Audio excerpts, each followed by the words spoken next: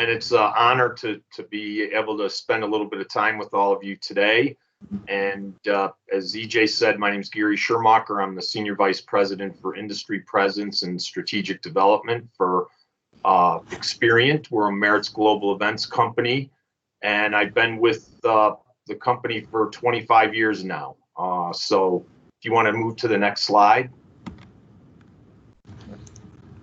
So one of the things I was, this slide here. So one of the things as I was preparing for this and talking with EJ about was, I thought it might be interesting for all of you to kind of know what my journey was like to get to where I am today. And, I thought about, 3 or 4 things that were really key to my journey and decisions that I made, consciously about being involved in events. And it started as early as this picture was taken back when I was probably 10 years old. And I was, my dad there on the right, he was a teacher, and he was a camp director at a Boy Scout camp for 3 summers up in northern Michigan called Camp Akajuan. So, when I turned 11, our last year there, I was able to be in what was called a provisional camp troop for 12 weeks. So it was kids that, maybe they wanted to come an extra week, maybe their troop didn't come, but for 12 weeks, I was around new people all the time and had to live with them, that same group, and work with them for, a week. And I really got involved with events and scouts, and not only there at camp, but when I got back home, I was very involved in the leadership opportunities that I had in scouting. Really kind of set me up to have the kind of personality that I really enjoyed being around people, and meeting so many people every week that were different. I think helped shape the person I am today. So next slide. So then I went to college. I went to Arkansas State. I had to pay for my own school. I'm from Chicago. And, it was one of those things where I had an English teacher my junior year that made us go through. She said, if you had to pay for college yourself, go through these big books and find 3 that you could afford yourself. And Arkansas State was the one I picked. And, I went down there. I joined a fraternity. Through the fraternity, I was able to get, from one of the alumni, I was able to get a job at Riceland Foods, the largest rice mill in the world in Jonesboro, Arkansas. And I worked there for 4.5 years, midnight shift. But the fraternity offered me the opportunity not only for leadership type roles, but also I became the person who handled all the formal events. So I worked with the hotels. We used to go down to Memphis most of the time for those type of events. And I really, really started to enjoy it. Next slide. So the next part of my journey took me, I actually worked for the fraternity for 2 years, and I traveled 80,000 miles in those 2 years, driving to 120 different universities. And again, it helped shape me as this person who was never really intimidated by meeting new people, because every 3 days I was at a different school doing training, working with the university folks, and all of that. But one of the things that I raised my hand for, that I was picked to do, was handle the international convocation in 1986 at the Hyatt Regency Crystal City. And that meeting is about 500 people. And it was just incredible. I mean, it was my real first chance to be at a Hyatt hotel like that. And the people I met on staff were amazing. And so I started, as I traveled after that event, and, I started down the road of, and you can turn the next slide, of really every city that I was in, I would try to get an interview with somebody in sales. I wanted to be in sales. And so I probably had 5 or 6 interviews, and I had met a couple people that were really helpful in championing for me. And the hotel on the left is the Hyatt Regency Dearborn. It's now not a hotel anymore, but that was where I had my first shot. The director of sales there, Mike Butts, called me, and I was doing a visit at Georgia Southern, and I hopped on a plane in Atlanta in 1986 in November, and he hired me. And so I worked in sales at that hotel for about 18 months, and then I wanted to be a GM. And I knew that to be a general manager, most general managers didn't come out of the sales end of the market. Most of them were rooms division, so, they'd been, housekeeping, front office, guest services, those type of things. So I made the move. I became executive housekeeper at that hotel. And then the hotel on the right, I moved to in 1990, and I opened that hotel. It's now the Omni Chicago, but it was the Hyatt Regency Suites on Michigan Avenue. And I opened that hotel in the front office, and then I became director of housekeeping, and I became director of security because I had told our GM I thought our security was not very good. And so he basically in this big meeting said, well, it's yours to fix. And sometimes through my career that happened where, I would raise my hand for something, or I would make a comment, but I'd be willing to back it up. And, if I thought something wasn't quite right, I would either fix it or I would take that responsibility on. And I've used that to my advantage. I mean, I've just always looked at being the kind of person that I am not afraid to do the tough things, to do. And, sometimes I fail at it, but more times than not, I don't. And I think, for me, I've always looked at, things that I might be intimidated a little bit about. I end up jumping right in. So then next slide. So I had an opportunity in 92 to move over to the Hyatt Regency Chicago. I always wanted to be there. It's the largest hotel in Hyatt, 2019 rooms. And I took a job. I interviewed 4 times for a job over there because it was interesting. That this may be too much information, but I was a director of housekeeping at the Suites, and the woman I was dating, who eventually I married, she was the director of human resources. So I was trying to get out of that hotel to be at a different hotel. So, we wouldn't, have to keep our relationship under wraps so much. So I interviewed at the Hyatt Regency Chicago 4 times, and I finally was hired as the director of guest services. So I handled the bellman, doorman, concierge, all transportation, Regency Club VIPs, all that, and loved the job. Ended up going into a sales job after about 14 months there at the Hyatt, and I met one of my clients was a company called Confron. You can go to the next slide.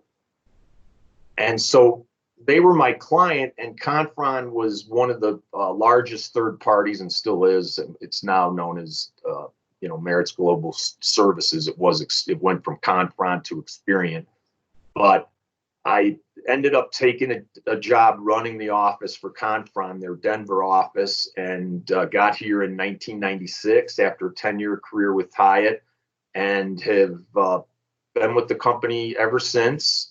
Been through a couple different, we were bought by a venture cap. We were owned by an individual, bought by a venture capital company. They owned us for about 13 years, and then Merit's bought us in 2012. So I've been very involved with those sales and all that goes with that type of thing.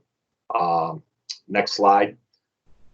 So one of the things when I came to town, I didn't know one person here in Denver. I didn't even know my team. And at that time, I had a small team of about 6 people. And when I drove here from Chicago, I said to myself, if I'm going to be successful, I need to be at anything, any day. I need to be, if there's an event that's around the industry, whatever that might be, I need to be there. And so I really committed to that early on, where, I was already a member of PCMA, but I joined MPI. I joined CSAE, Colorado Society of Association Executives. I was very much volunteering on committees. If there was an event, I was there.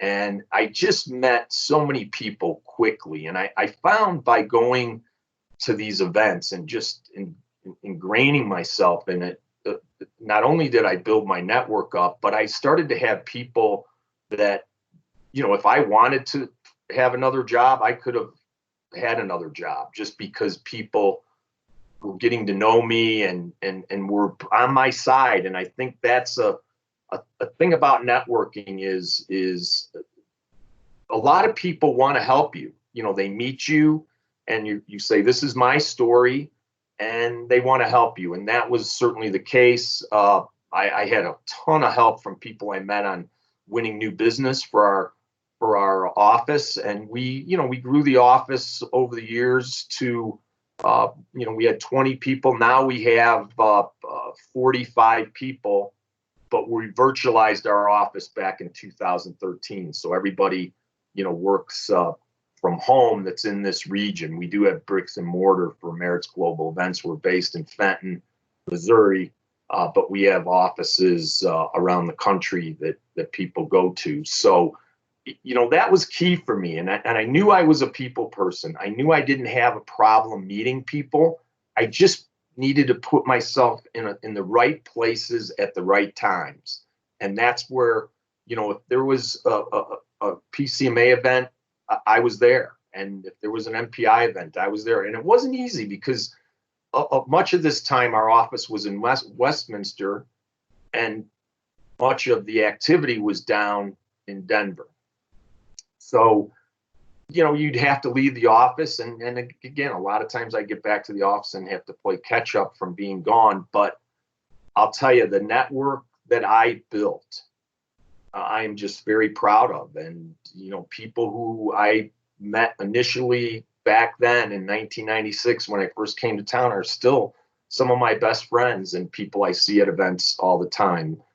So, one of the things that I refer to myself as a networkian, and we do quite a bit of persona work at Merit's, where, instead of saying somebody's an exhibitor, somebody's a hotelier or a planner, you really get down to who that person is instead of what they are.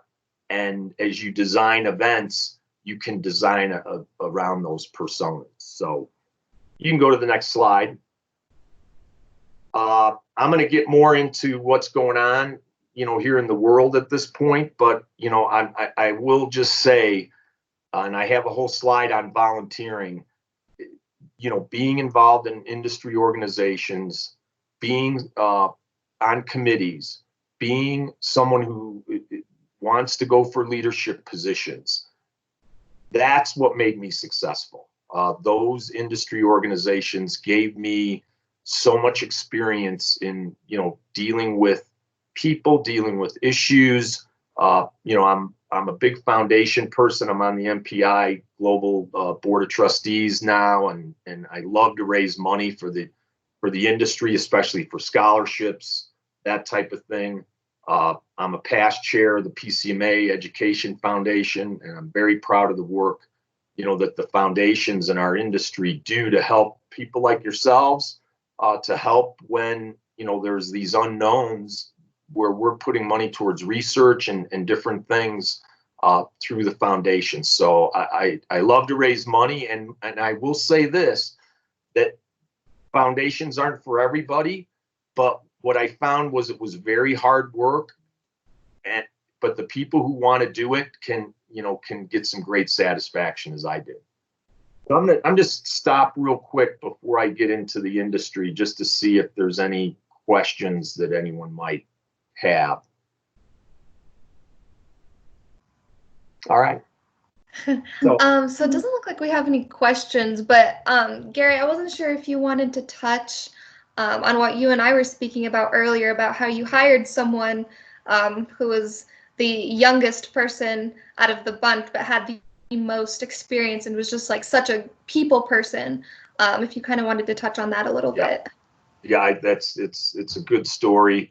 And, part of the challenge for me, I lucked into this business. My degree's in business administration, and I just was lucky. And if you talk to people that have been around as long as I have, most of them will tell you that story, that luck was involved. And I'm a firm believer that when you combine hard work, that luck happens. It just happens. If you work really, really hard, luck comes your way. And it has me, and there's been many situations for that. But Haley and I were talking about, how do we do hiring at Merritt's? And, as a person who hires people, we have a whole department, and we refer to human resources as people in development. And they're the ones who, they're out there recruiting, they're getting, the resumes, they're getting the information, they're going through it, they're going and picking who they feel the top candidates might be. And, the last time I hired somebody, which I have a small group now, I've had really large groups, and now I have a small group, so I don't hire many people, but I asked our people in development to give me the person with the most experience, and then the youngest person, or a younger person that, really made an impression on them. And, the person I interviewed that had experience, she matched up to all of the technical aspects of the job. But when I met with Molly, who she was the one I ended up hiring, she just blew me away with her spirit, with just her personality, her positivity. I'll tell you what, that's really what won me over, was how positive this woman was, especially after she had just been laid off from a job. But I just felt it. And so I hired her, and, she's been with me, now almost 6 years, and just, she's amazing. And so, a lot of times it's not the experience that's going to get it for you. It's really you and the way you project yourself. It's, I really didn't even look too much at her resume. But when I started talking with her, it just, she had me. And I just said to myself, I want that person on the team. I know that the other person could probably ramp up quick, but then I said, this woman is so smart and so positive. She will get the technical piece of it very quickly. And, so I encourage you to think about that as you go, out and into the world and look for what you want to do. And as I told you in my story, I've interviewed for a bunch of jobs I did not get, especially at Hyatt. And you have to be able to accept failure. You have to be able to understand that not everything's going to go the way you think it's going to go. But many times I look back on things and say, you know what, this happened for a reason, and I'm better for it. And that kind of dovetails, into this slide. These are industry downturns I've survived personally. If you look at the history of the United States, there's, I think, 50 recessions, 2 depressions, all sorts of pandemic type things that have happened over the years. And my experience is that it's hard. And I remember all of these, and right now I'm one of the point people for COVID-19 for Merritt's. So I've been meeting with a group of, there's 6 of us that are cross-functional within Merritt's since the 3rd week in February. We meet every day at 7 a.m. our time. And, our sole purpose is really to, make sure that, we're helping our people, we're helping our clients, and we're, have a very, very much the same message that we're sending. Also, we're very in tune with what's happening in terms of canceled meetings, postponed meetings, some of the questions that are being asked about convention centers becoming, alternate care facilities, ACFs is what they call them, and what kind of impact that's going to have. never was I in a situation, and I'm not now, but through all of these events, as hard as they were at the time, I've never been in a position where I've doubted the fact that we face-to-face meetings will be back. Now, uh, I can't tell you what that's going to look like here in the short term, but in the long term, they'll be back. I mean, you look at the history of the world, and it's the foundation is with people meeting face to face, with people making decisions together. So I'm optimistic in many ways, but this one has been. I mean, I will single this one out as one that just, not that it took me by surprise, because I remember back, with swine flu. I mean, we were in our office downtown at Independence Plaza. We were stocking that office in case somebody couldn't leave. So we were aware of, the kind of things that might happen. But this one, it just caught many people off guard in terms of the scope of how many people, they just don't want to travel, and the data is there. I just was on a call not too long ago where people are still very reluctant to travel until there's a vaccine, and some people won't. And when you look through history at polio and tuberculosis and smallpox and chickenpox and all those kind of things, it takes a vaccine for people to really feel safe. And so until that happens, I do believe that this will be a phase type of recovery.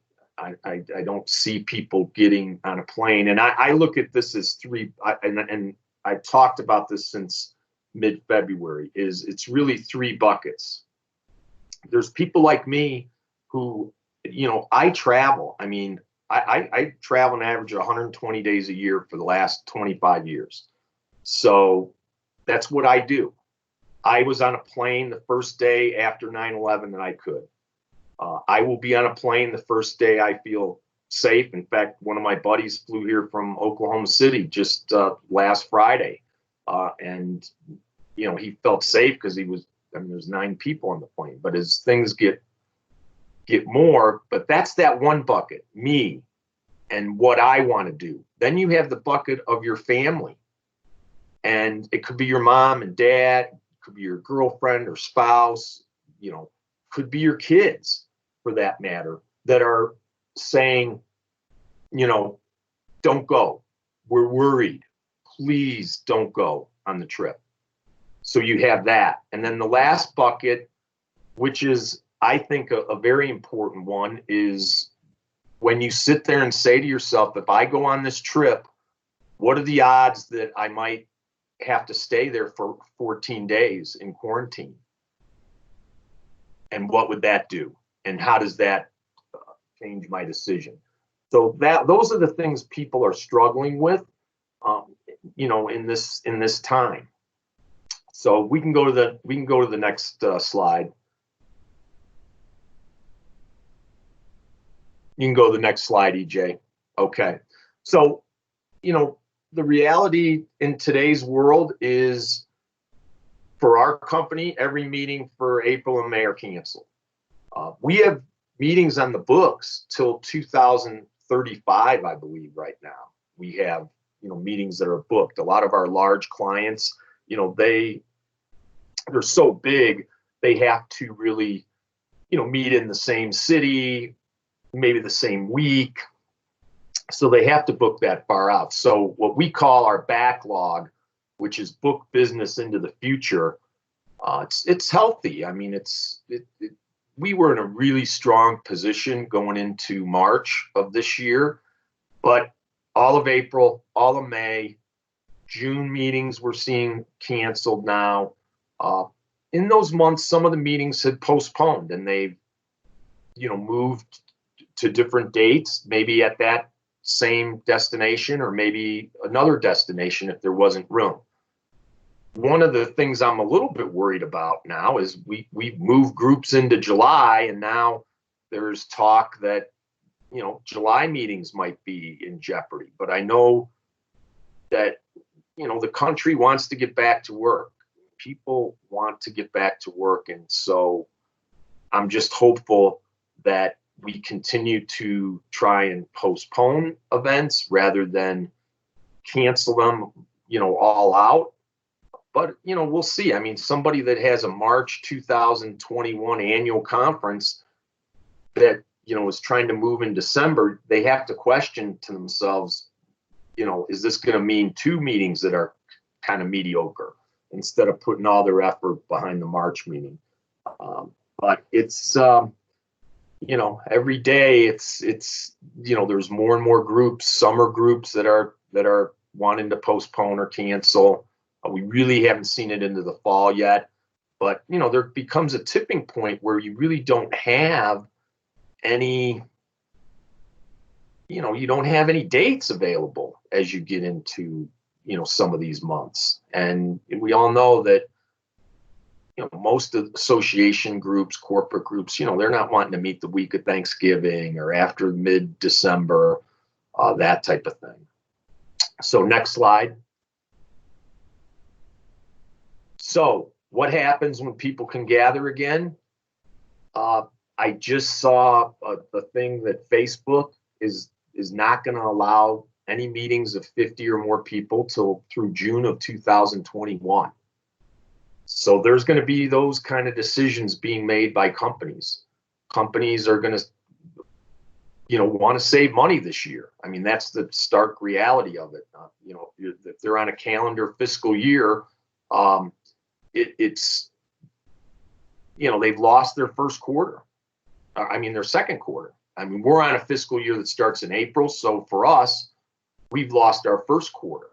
And, you know, so how do you get that back? And really, you all are starting to see how companies are trying to get that back. They're hiring freeze, furloughing, you know, layoffs, pay cuts. You know, I had to take a big pay cut. We furloughed several hundred people. Yesterday was their last day. And today, you know, everybody that's left had to take a significant pay cut. Do I know when it's going to end? No, I don't. But what's going to happen when people can gather again? I think they'll be excited.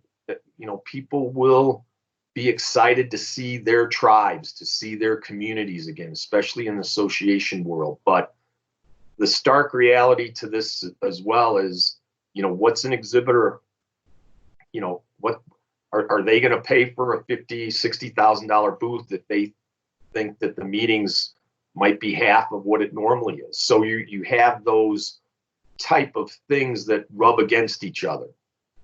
Saving of money, but yet people want to be there. The nice thing about the situation we're going to be going into for companies like ours is we've been in a seller's market for 10 years since the recession of 2007 through 9.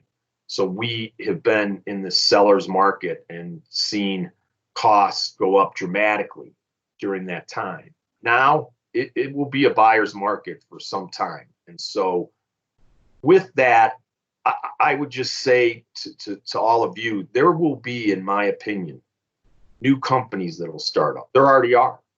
We're booking new business. We have 9 new pieces of business we've booked in the last 2 weeks. There will be organizations that will just, they'll start up kind of, you know, just during the .com era where companies, because of innovation, will start up and they'll do meetings. There will be people like yourselves that will say, you know what, we're going to start our own event. We're going to do our own thing. And I know so many entrepreneurs that are friends of mine that did that. And when times were tough for them, they did it and they're very successful now. So part of it is you're going to have to take a risk. Whatever you do, you'll have to take a risk in terms of finding what's going to really be the things that match up for you that you want to do with your career. And I think there'll be some different things to choose from, as the world gets back to business. So let's go to the next slide. So when you look at industries, this is just my opinion. So there's no hard data around this. As I sat down and did this, I just looked at the buckets that I believe will be, places where there may be opportunity. Medical organizations, for sure. I believe that innovation there, and we were already seeing biotech companies just start up and boom, they've been around for a year and a half and they have a meeting for 600 people. It was happening, and I think that will continue to happen. Face-to-face education, I mean, you're right in it. I mean, I think universities, they're anxious to get people back in the classroom. The virtual piece, just like this class. I mean, I can't tell you how many of these, Zoom or GoToMeetings calls, that type of thing that I'm on now during the day, where all of a sudden they don't get started quick enough, or they're not, the technology's not matching up with what's needing to be delivered. But I do believe virtual meetings to me, it'll be more hybrid, because it's hard, even though many of you were probably on MPI's Global Meetings Industry Day on Tuesday. I mean, that was 12 hours of content, but it was quick content. 20 minutes here, 20 minutes there, insert this, insert that, and you could go in and out. It may get to that. I've heard quite a few of our clients, really looking to where they can't have their annual meeting because there's just no space or whatever. They're trying to get virtual content out there for their members quickly. Technology, there's technology companies doing very well right now. And, it's definitely a sector I would keep an eye on. And, there's definitely growth. I've talked to people that have said, yeah, our business is up 100, up 100 to 134%. Companies with delivery capability, let me just get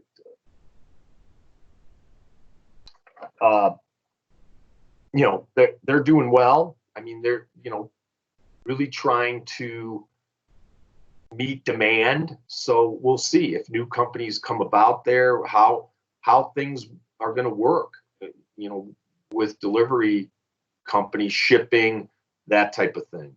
Live events, we have a whole division now. It's only 2 years old that is focused on live events. And this may be a sector that some of it comes back slower, where you're talking festivals, events, but two of our customers are the Philadelphia Marathon and the Chicago Marathon, both in the fall, and they're pacing higher than they did last year.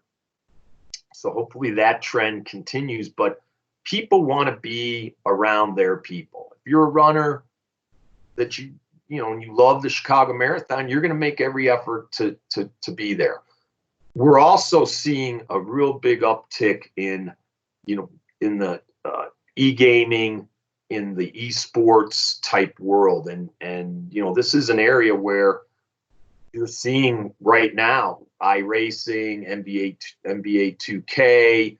I know NHL's looking at something where, the gaming is available and you can watch live sports, not the live sports we might want to, but we have a new client that we've had about a year, and they keep adding things. And now they own EA Sports, so we're going to be doing work there. And they're VidCom, and a lot of these clients in the live event space are cons. We have the Denver Comic Con's one of our clients. We probably have 20 con clients of whatever different type of whether it's stamp collector con or whatever. It's a growing area, and one that we're even seeing from a esports standpoint, these venues being built in, at the Luxor in Las Vegas. You have Philadelphia is building a new venue. Arlington just opened a e-gaming venue. So it's going to be big, and I think it's an area to keep an eye on. And one of the pieces of advice I give is have a focus. And if you want to get into being a planner for a e-gaming company or that kind of thing, learn about it, figure it out, and spend time understanding that part of the business. So when you get a chance to talk to somebody, you really have knowledge about the thing or the sector that most interests you. I'll go to the next slide. And EJ said, really, 2035? Really? That's the furthest out we are. I mean, we have quite a bit of business on the books 2029 through 2032. I mean, probably each of those years, 6 to 12 groups on the books already. I won't spend much time on.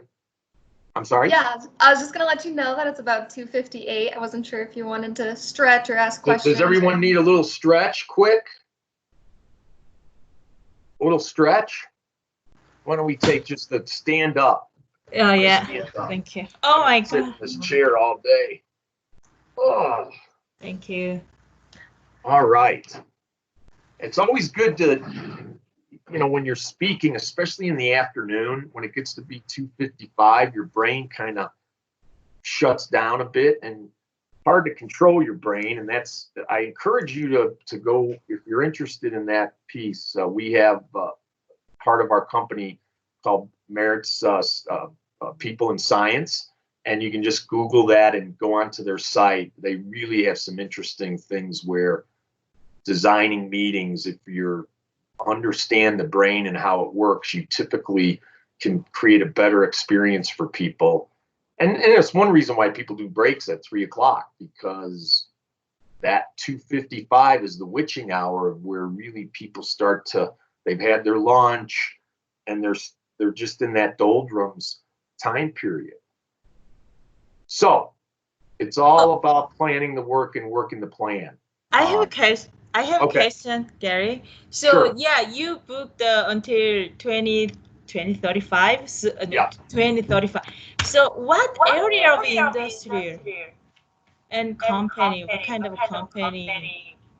Well, these are mostly big shows. I believe that would be ConExpo, which just finished in Vegas before. I mean, it literally, the meeting finished on the 12th of March. And we registered this year for that meeting 140,000 people. It's a meeting that's held every 3 years, and it's just so big, they have to book it out. There's other groups that are booked into the late 20s, such as International Society for Technology and Education, which is 24,000 K through 12 teachers who have an emphasis of technology in their classroom, and they have to meet the third or fourth week of June before 4th of July, and that's their bylaws say that. So they have to secure that space that far out. So those are some examples of these really large shows. So when you're looking at a large show, where can they go? Well, some of these large shows have to rotate between Vegas, Chicago, Orlando.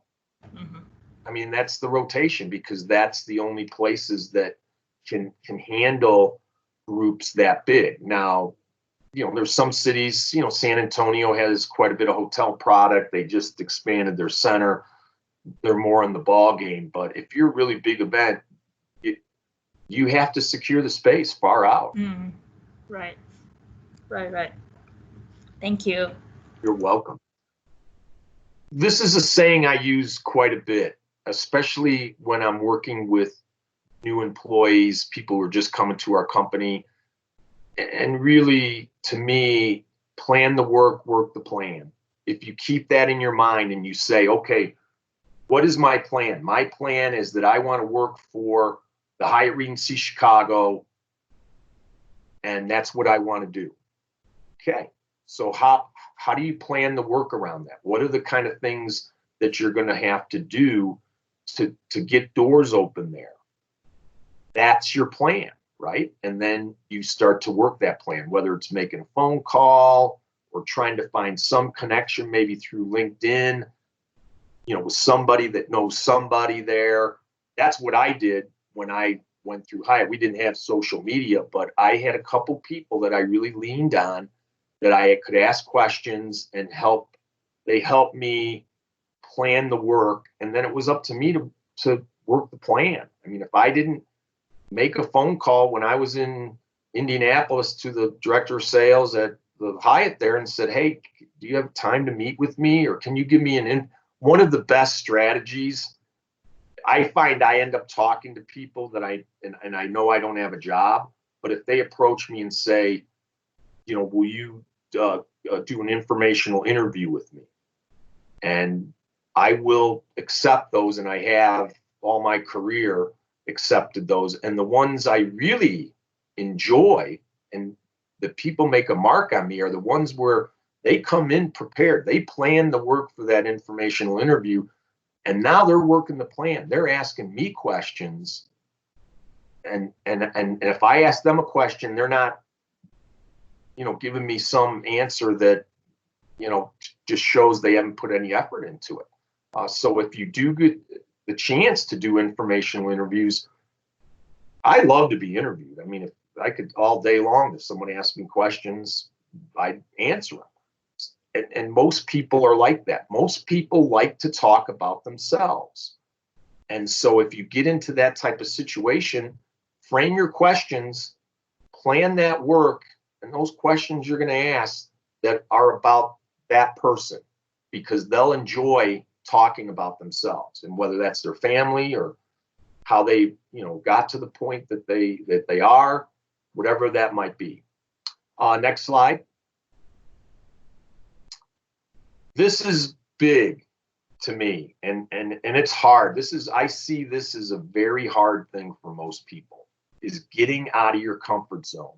And you see that quote on the right: if you want something in your life you've never had, you'll have to do something you've never done. And I guarantee you that's the truth. If you're going to, and here it's funny to me. So we have independent contractors that do sourcing just for us. They end up creating their own company and such. And when these folks first come to us, they might come from a hotel, right, where it was very reactive selling. People need rooms, they call you. Well, it's not so much when you're trying to get new clients. And I'm always interested of seeing people who think they can be successful never getting out of their office. Now, right now we can't, right? But I go back to the day when I said to myself, I am going to be at everything that has anything to do with this industry that's going on in that day that I can be at. And that was the difference. And I was not in my comfort zone at all, especially during that time, because I knew no one. And I would go to these networking things and I didn't know anybody.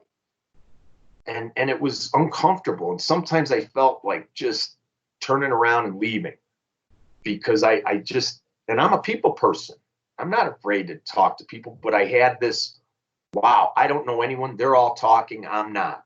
So my goal was that eventually I wanted to be able to stand in a room like that and never have to move. And I've attained that goal a long time ago, and I enjoy that. I get to meet a lot of people. But one of the things I did that really paid off, and I still do it to this day, is I look for the lonely people. And that might sound, I don't know how it sounds, but when I go into a room, if I see somebody by themselves, maybe they're eating or whatever, if they're by themselves, and I can just tell there's somebody that probably would love to talk to someone, I'll go up to them And I've done it my whole career. And it's amazing how many interesting people I meet. And it's also interesting how those people always pay it forward to me, always. And, you know, they'll always come up to me after that. And I was out of my comfort zone doing that. And I still sometimes go into a reception and gosh, I only know 2 people here. Mm-hmm. You automatically kind of want to gravitate to those 2 people. Mm-hmm.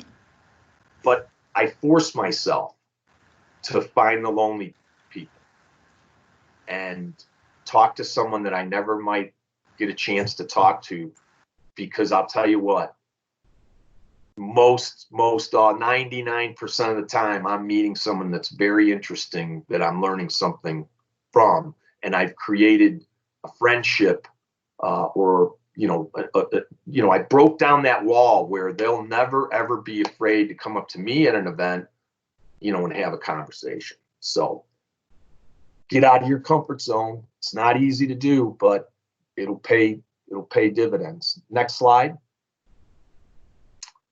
So knowledge doesn't come easy.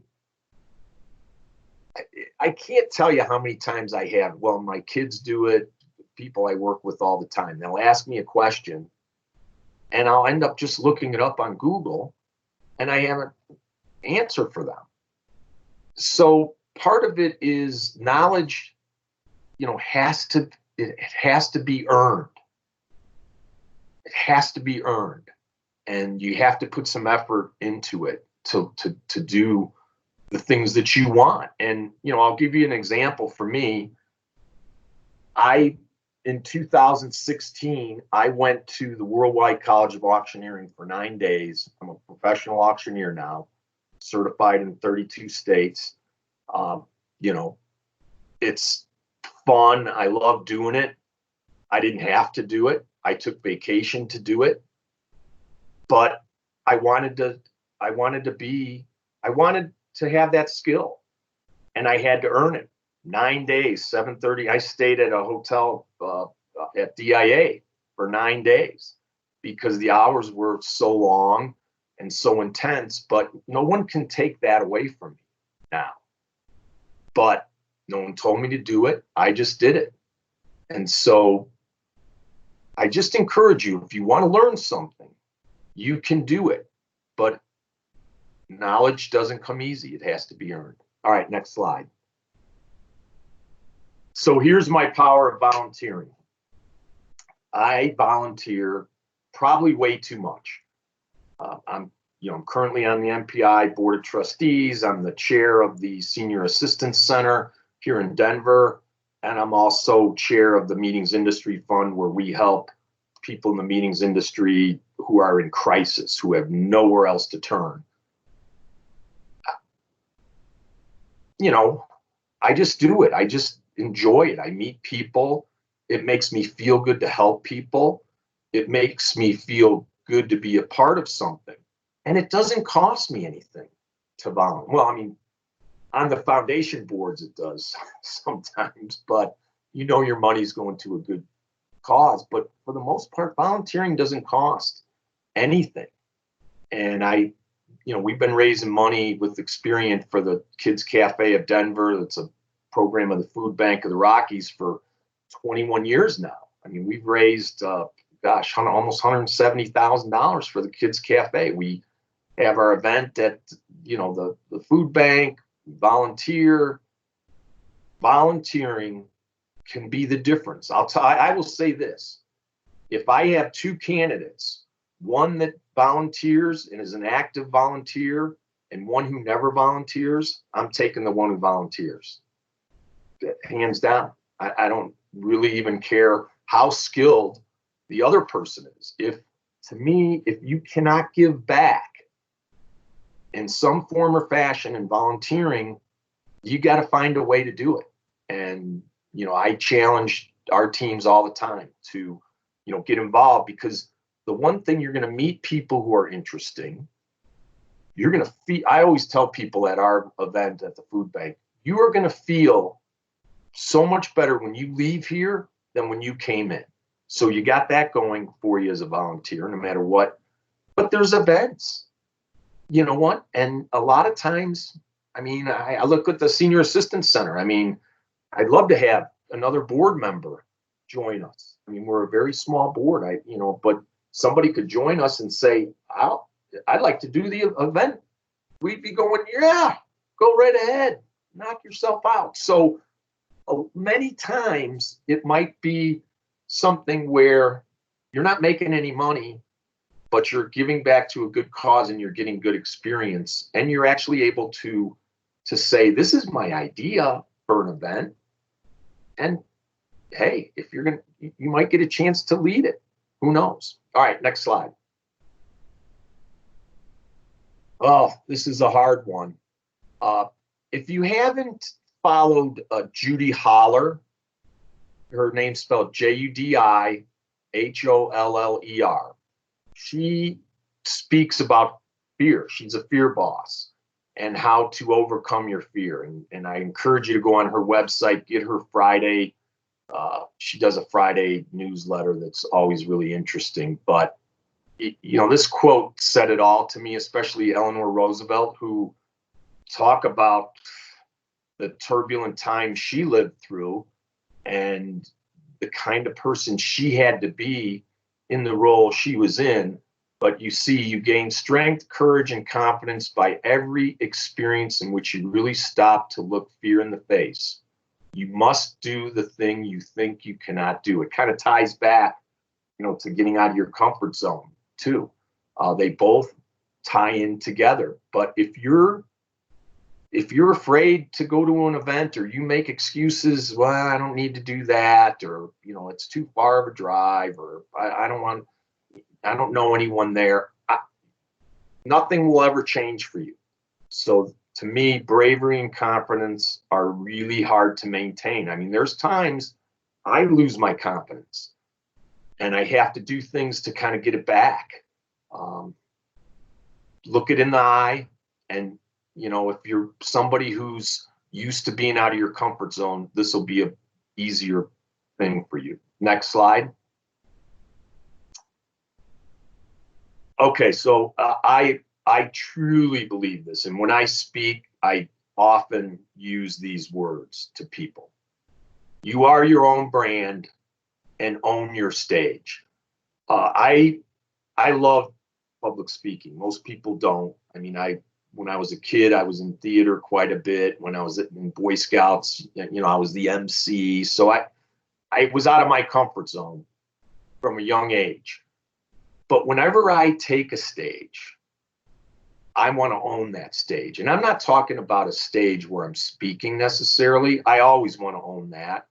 But my own stage, the stage that I have with my family, the stage that I have with my career. I want to own those stages, because if I let somebody else own it, I'm not really searching for the things that are going to make me most happy. I put quite a bit of emphasis in my brand. I mean, we have our company's brand, but I have a brand. I have Gary Schirmacher brand. And what is that brand? What do I want people to think about me? I want them, to think I'm respectful, to think that I'm smart, to understand that I'm humble, to know that I'm willing to do what it takes to get things done, that I'm empathetic. I mean, that's the brand I've tried to build for myself. You have to sit down and say, what's your brand? Because you may very well be asked that question during an interview. What's your brand? And you don't want to not have an answer to that, because that's one of those. And let me say this, the questions are going to get harder and harder as you get, the opportunity to interview, just because there's, going to be more scrutiny on, okay, how many furloughed people are we going to bring back? When are we going to open up jobs? There's just going to be more competition. So these are things that they might seem basic, but I go back to plan the work the plan. This is one of those that fits in that bucket. Next slide. So I mentioned be humble. This is something I take very, very seriously. And I tend to talk, when I talk, it's we, us. It's not me. It's giving credit to others. It's recognizing others. It's giving a compliment to somebody. It's, having empathy for what people are going through. Though I always, when someone tells me something, and my wife passed away about 1.5 years ago, pancreatic cancer, and it was a long fight, about 15 months. And people would say to me, I know what you're feeling. And I'm going, you have no idea what I'm feeling or what my kids feel or anything like that. So I've really worked hard to, because you get in those conversations where somebody's talking, you want to say, that you kind of understand. And I've become very good at saying, I have no idea what you're going through. And it's as simple as that, because I don't. And it just, part of it's about being humble. Part of it's about making sure that you care, because people will surround themselves with people who care. I can spot a narcissist a mile away. There's 3 or 4 words, they open their mouth, they say it, I know it. I've worked for them. It's not easy. Try not to be one if you can help it. Next slide. So this, to me, is so important as you're planning your career, plan the work the plan, is, what's your style? For me, I wear big belt buckles, even if I'm a suit and tie. I've got probably 65 of them. I love them. It's my style. It's me. It's what it's about for me. Grace. I think you have to show grace. You have to have manners. You have to, know how to eat a fancy meal. It takes a while to know, there's 4 forks and 3 knives here, how to eat from the way in. You use this down here to say, okay, this is my, this is my bread, this is my drink. But, you get to the point where you're going to be in a situation where, you might be with a client, you might be with your boss, and to have good etiquette, good manners, grace, professionalism, writing handwritten notes, something I've always done. And it pays so many dividends. I get my own cards with my name on it. I probably sent a couple thousand in my life. I get the same card, but I send it and people notice it. That is, again, the kind of things I'm saying here is all part of your brand too. It's all part of your brand, how you dress, how you look, the choices of words that you make, the choices of actions you make. Next slide. And this is a hard one because, especially nowadays, they're trying to show their value as much as they can, especially in a job. I mean, let's look at some of our people that were furloughed. I mean, our travel directors, they travel 250 days a year. I mean, there's no work for them, but they're still trying to, find something. Don't be afraid to ask for help, because sometimes when I ask for help, I was down a bad road. I was going down a road that, was not a great road for whatever I was doing. And when I asked for help, I had an aha moment. Boom, it took me on a different road. I didn't have to spend more time on that road that was going nowhere. I ended up getting on the right road and was able to get the project or whatever was done quickly. Ask for help. And, if you try to do everything yourself, 1, you're not going to be successful. And 2, people notice it.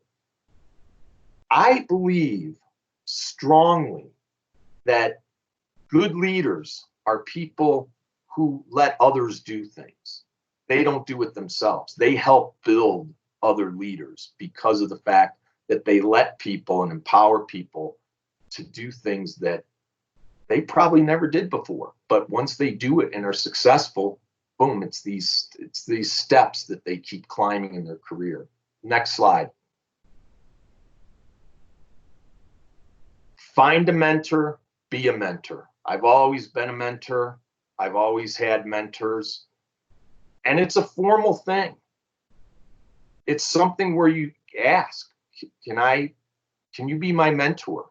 And I might say to you, I'm happy to be your mentor, but I want a reverse mentorship experience. And I found early on with younger professionals, I was learning so much. They would ask me to mentor, and then I would turn around and say, okay, for every session that I'm going to mentor you, I want at least 50% of the time where you can mentor me and teach me some things that I don't know.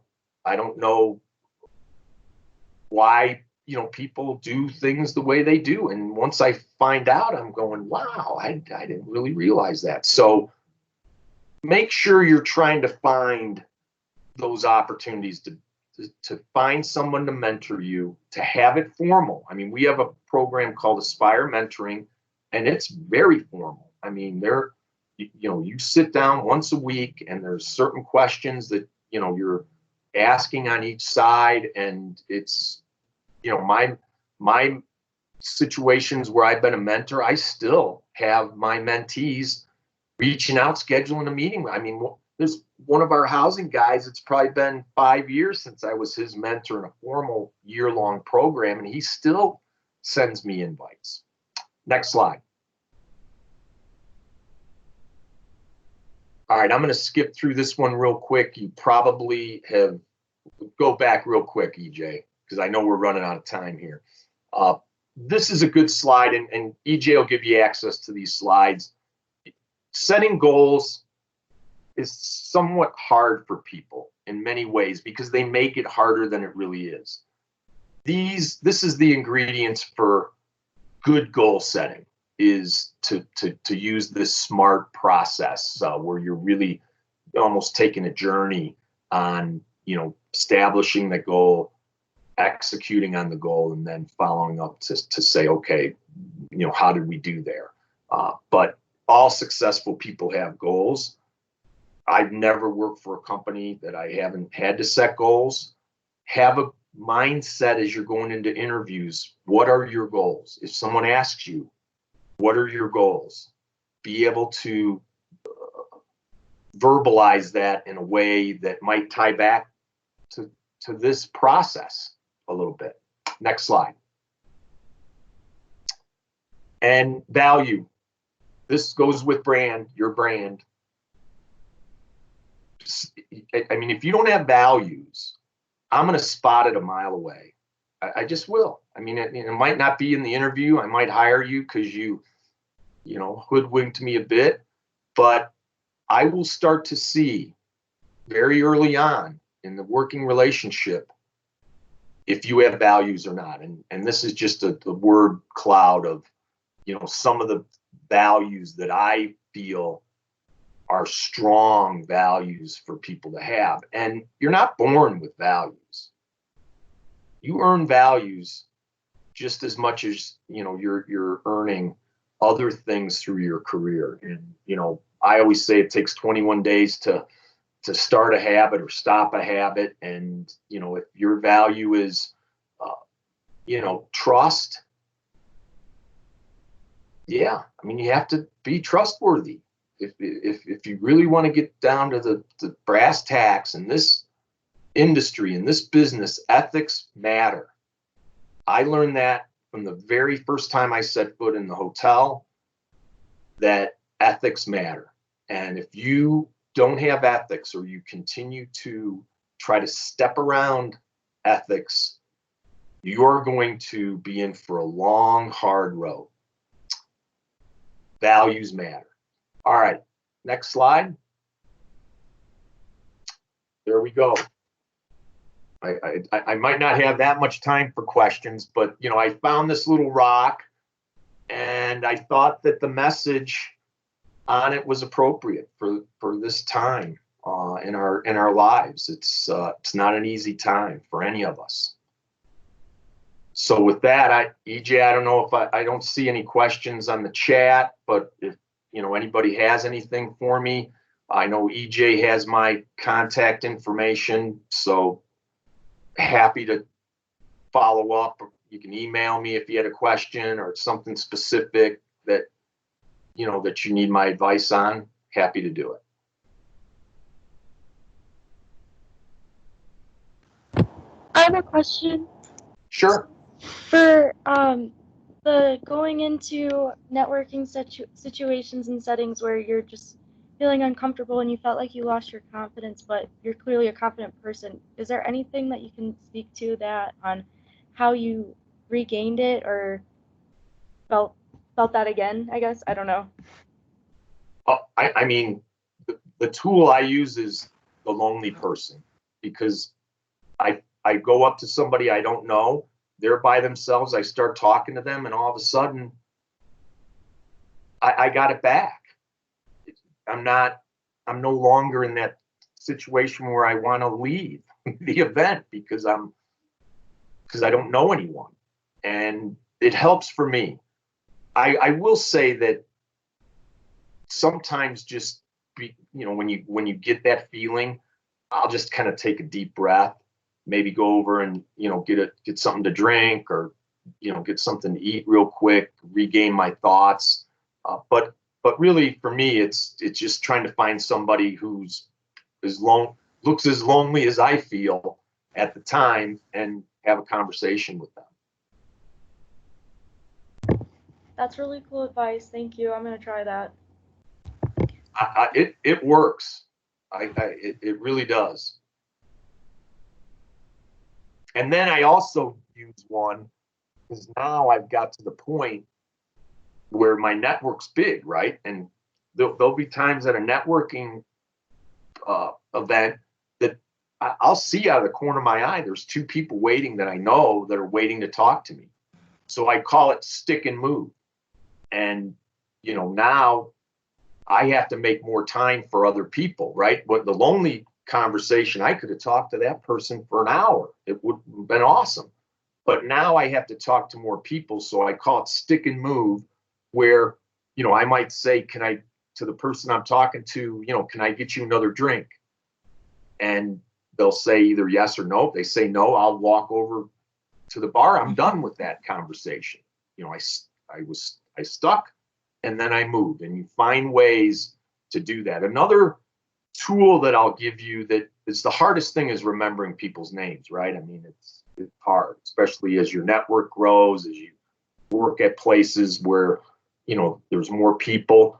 I use a tool where if I'm talking to somebody, you come into the conversation and I don't remember your name, and maybe I don't remember the person's name I'm talking to, I'll just say, have you two met each other yet? Mm-hmm. And then all of a sudden you'll say, well, I'm Jennifer. And then I'll say, well, I'm Ann. And then all of a sudden, then I'll call them both by their name before I leave that conversation.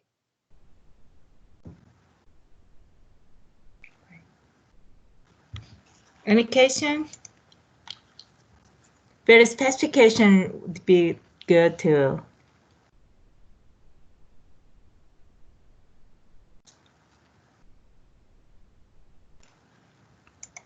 Don't be hesitate. Okay, I have a question. This is a very tough time. The social distance, and then we have to, stay ourselves. So at this moment, what is the best way for us, like a student who's planning to graduate soon, and then right now there is not many available jobs. So what is a good advice for our student to maintain, at this moment, what to do? What would be the good way to do right now? I would lead with trying to find places that, you can volunteer at, mm-hmm. and, improve your network that way. But part of it is you really have to think about what you want to do first and foremost. So remember, I wanted to work for Hyatt Hotels. And so I made a point to try to find people. And again, I'm not asking, the guy who was being my mentor to make a phone. I'm making the phone call. And, nobody's going to do it for you. That's the thing. I have a lot of folks that, oh, will you call so-and-so for me? Here's my resume. Will you send it to your network for me? Those days are not here anymore. I mean, those days where people, they had more jobs than people aren't around. And so you're really going to have to say, okay, what's my goal? Is my goal to work for a hotel? These are the steps that I'm going to have to take to get there. And it might be that you send a handwritten note to the GM that you don't even know. And you send them a handwritten note that talks about what your goals are, how much you value that hotel, how it's a tough marketplace, but gosh, if something were to come open, you do whatever it took to be at that hotel because this is how you feel about that hotel. And you might go back to a story, but it's hard to write all that on a handwritten card, but you might write a second card to the person. When I got the job at the fraternity, when I worked for the fraternity, one of the consultants was from Arkansas State, and I knew it was not going to be easy for me because they typically, I talked to 15 people that all wrote letters, different letters, not a form letter, to the executive director. They all came at different times during a 3-week period. And I mean, finally he called me, he goes, stop sending the letters. You can start, May 25th or whatever.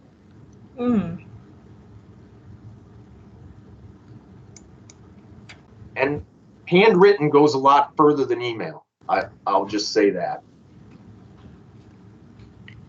Yeah, that's very powerful.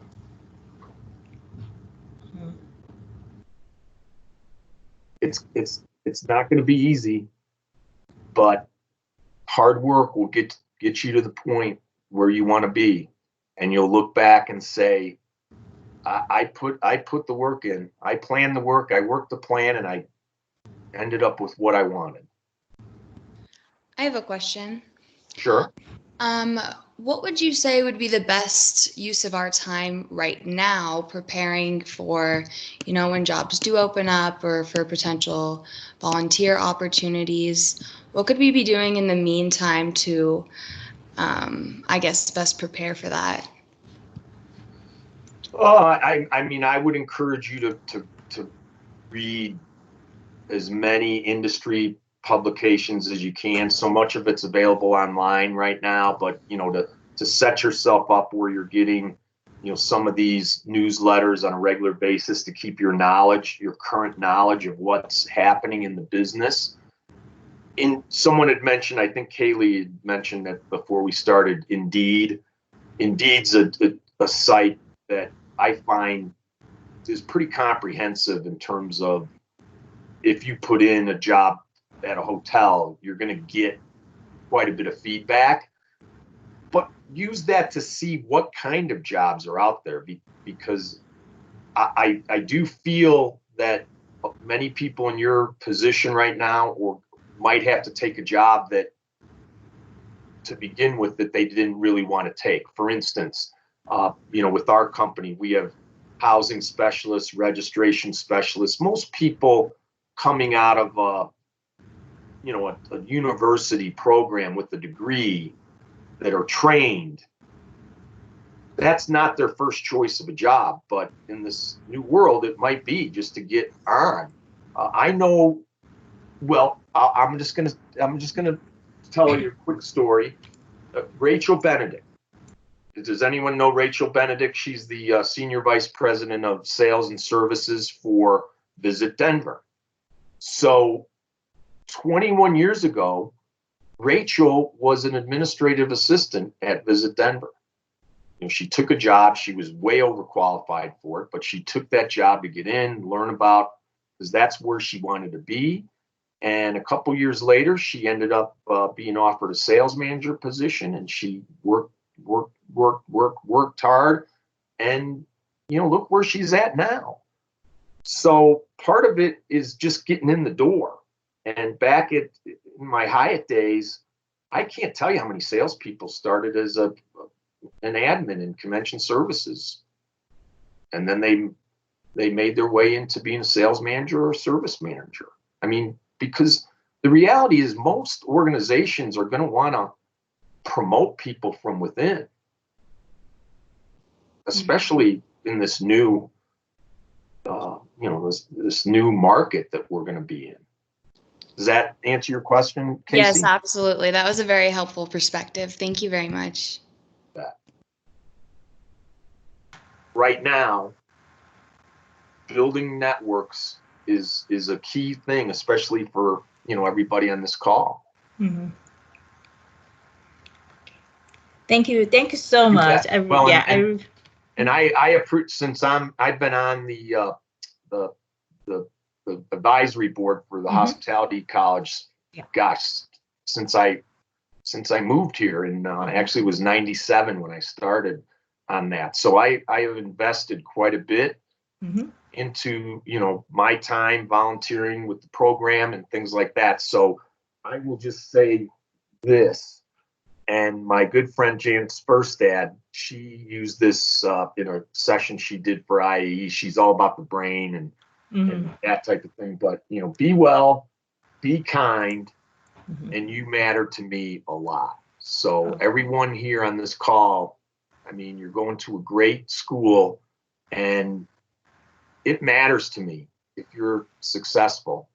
And don't be shy about reaching out to me. I mean, I just, when I see someone from MSU Denver be successful, I mean, it means a ton to me.